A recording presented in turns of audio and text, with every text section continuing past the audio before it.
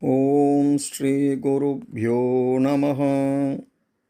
இல்லத்தில் அஷ்ட ஐஸ்வர்யம் என்றும் நிறைந்திருக்க கூற வேண்டிய அஷ்டலக்ஷ்மி ஸ்தோத்திரம்.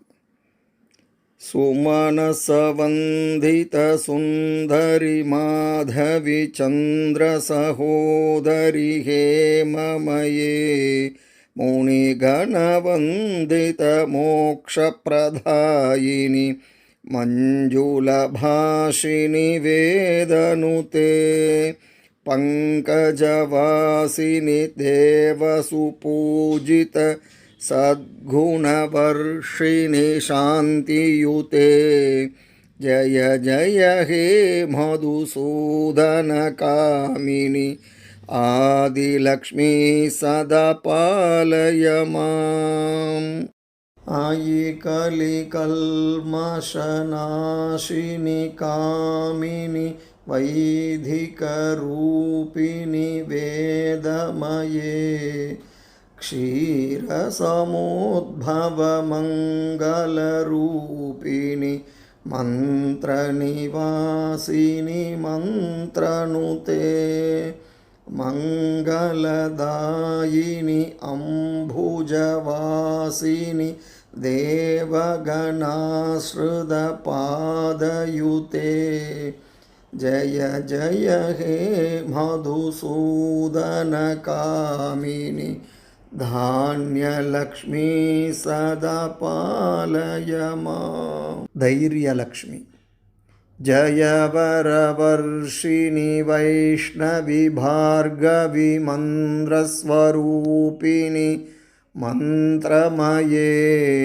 सुरगणपूजित शीघ्रफलप्रद ज्ञानविकासिनि शास्त्रनुते भवभयहारिणि पापविमोचनि साधुजनाश्रितपादयुते जय जय हे मधुसूदनकामिनि धैर्यलक्ष्मी सदा पालय माम्.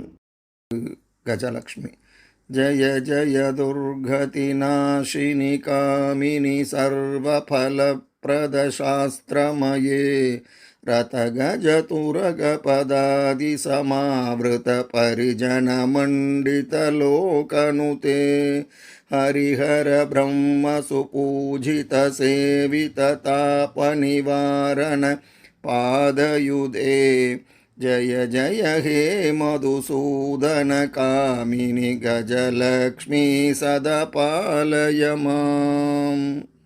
सन्तानलक्ष्मी आयिकगवाहिनि मोहिनि चक्रिनि रागविवर्धिनि ज्ञानमये गुणगणवारिधि लोकहितैषिणि स्वरसप्तभूषितगाननुते सकलसुरासुरदेवमुनीश्वर मानववन्दितपादयुते जय जय हे मधुसूदनकामिनि सन्तानलक्ष्मी सदा पालय माम्.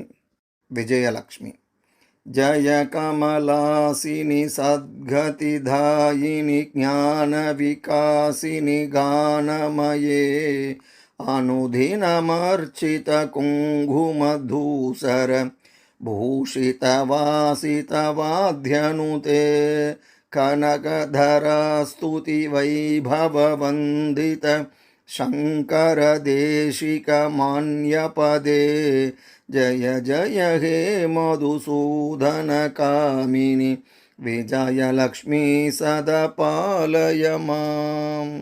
विद्यालक्ष्मी प्रणतसुरेश्वरि भारति भार्गवि शोकविनाशिनि रत्नमये मणिमयभूषितकर्णविभूषण शान्तिसमावृतहास्यमुखे नवनिधिदायिनि कलिमलहारिणि कामितफलप्रदहस्तयुते जय जय हे मधुसूदनकामिनि विद्यालक्ष्मी सदा पालय माम्। धनलक्ष्मी।